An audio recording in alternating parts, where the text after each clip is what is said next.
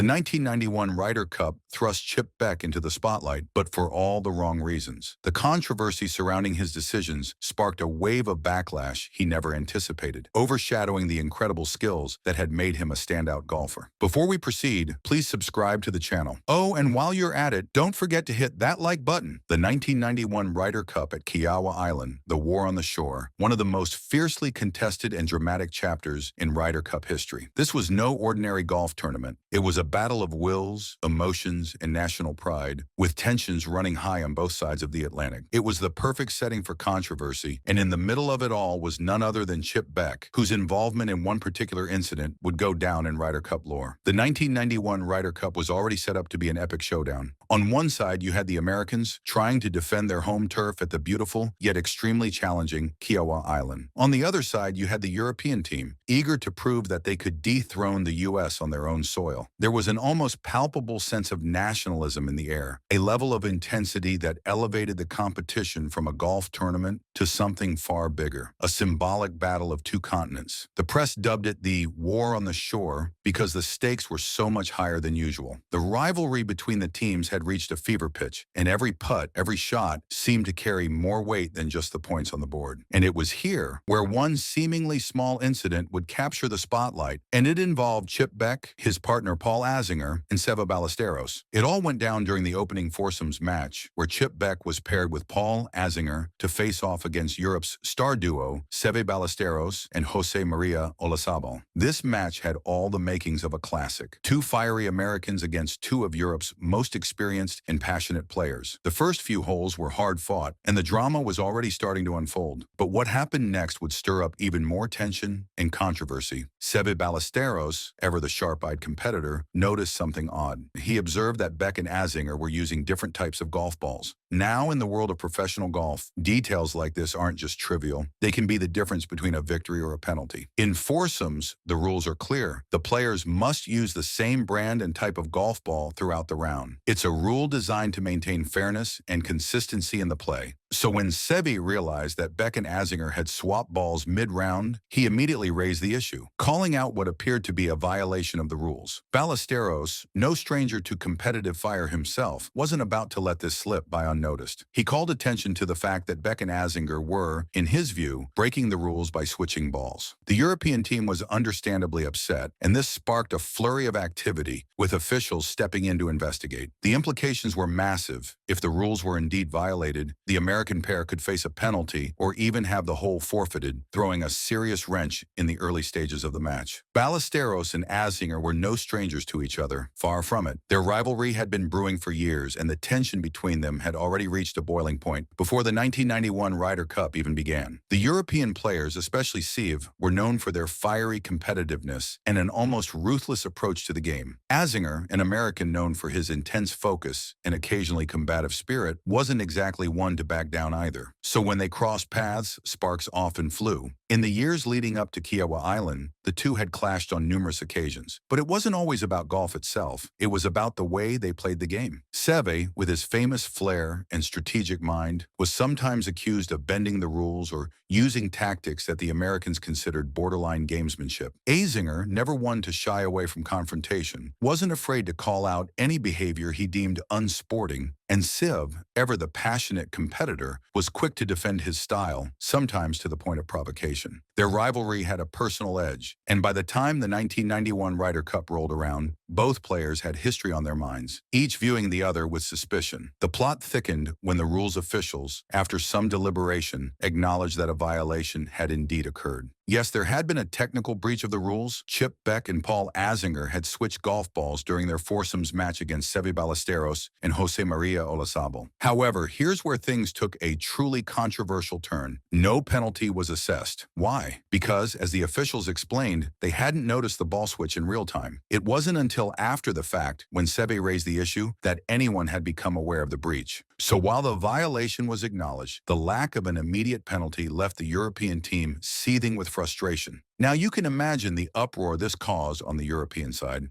For Seve Ballesteros and his teammates, this wasn't just a minor oversight. It was an opportunity for the Americans to play within the rules but stretch their interpretation of fairness. From their perspective, the situation was clear. The Americans had knowingly swapped balls and had gained an unfair advantage. And to make matters worse, when the breach was finally acknowledged, the rules officials made the controversial decision to let it slide. There was no immediate penalty, no penalty shot, no loss of hole, nothing. That felt like a huge slap in the face to the Europeans, who were already on edge, battling not only their American counterparts but also the energy of the home crowd and the weight of history. Beck, born on September 12, 1956 in Richmond, Virginia, is one of those golfers whose career is defined by flashes of brilliance mixed with a few what could have been moments. Beck was a standout at the University of Georgia, where he played college golf and earned 3 All-American honors. His time in Athens was pivotal in shaping the golfer he would become. Fast forward to Beck's entry into the PGA Tour, and things started to click. Over the years, Beck proved himself to be a player who could compete at the highest level. While his career might not have had the prolonged dominance of some of his contemporaries, such as Tiger Woods or Jack Nicklaus, he was undeniably talented. In fact, over the course of his career, he racked up 4 victories on the PGA Tour, a respectable tally, especially considering the tough competition he faced. But what really stands out about Beck is the number of times he finished just a hair short of victory. With 20 runner-up finishes, it's clear that he was always in the mix, just never quite able to seal the deal.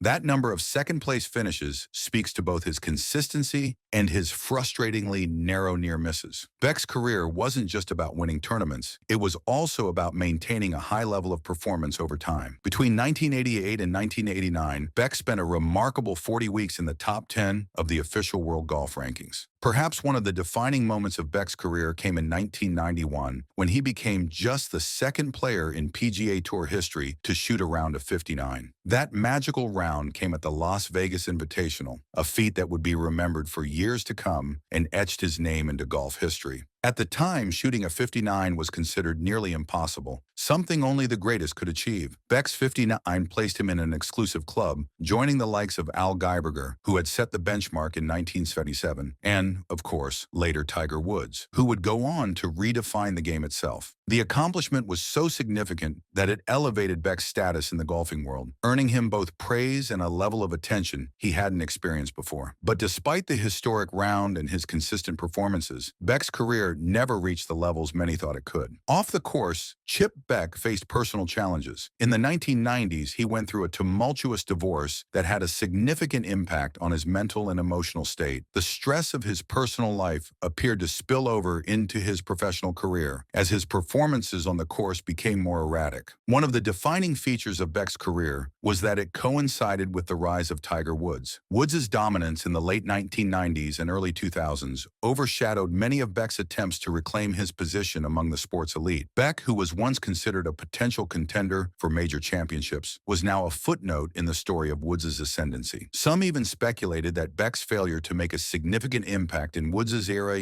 was a source of professional frustration, as he had entered the scene with great promise but could never truly compete against the younger, more aggressive players of the new generation. In the end, Beck's legacy is one of fascination. He was one of the most consistent players of his time, always capable of delivering a brilliant performance. Though he never captured that elusive major victory, he won something even greater: the hearts of fans everywhere. That's a wrap for today's video. If you enjoyed it, don't forget to give that like button a smash. And while you're at it, hit subscribe so you never miss an update from us. Thanks for watching.